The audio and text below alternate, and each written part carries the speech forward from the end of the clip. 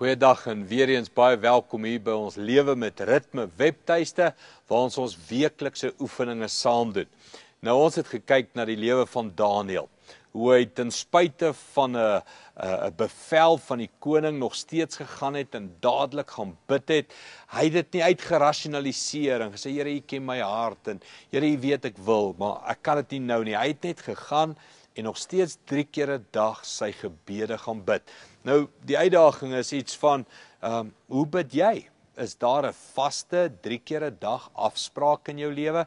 'n Oefening wat jy dalk kan doen is om te sê, maar ek gaan begin om my selfoon wekker te stel of iets soos dit op 3 tye 'n dag en te sê elke oggend 5 minute, 10 minute, elke middag 5 minute, 10 minute, elke aand 5 of 10 minute regtig te gaan bid. En 'n begingebed is dalk om juist die Onse Vader 3 keer 'n dag iewers in 'n stil plek te gaan opsê.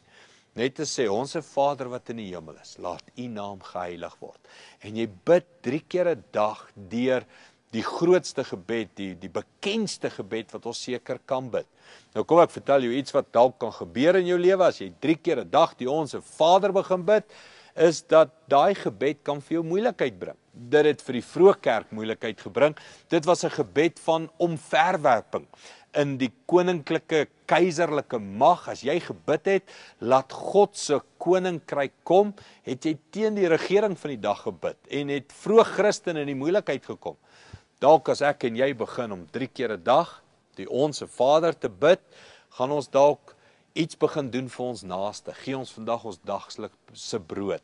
En jy gaan besef, maar my kaste is meer as 'n dag se brood en jy gaan begin weggee. En dit kan jou dalk in die moeilikheid bring. Of jy gaan dalk jou naaste vergewe, want ons vergewe ons naaste soos wat God ons vergewe. Of jy gaan teen die vyand begin opstaan, die bose oorwin in jou lewe. So iets gaan begin gebeur hierdie week in jou lewe. As jy 3 keer 'n dag doelbewus die Onse Vader bid, en dalk eendag saam met jou vriende dit doen, saam met jou kleingroepe doen, en dan aan die einde week weer terugvoer gee en reflekteer. Wat het hierdie oefening aan my verhouding met God gedoen? En soos wat jy in die vorige oefeninge gesien het, dit laat jou groei. Dit voel soms of jy met spronge groei, wanneer jy die Onse Vader 3 keer 'n dag bid.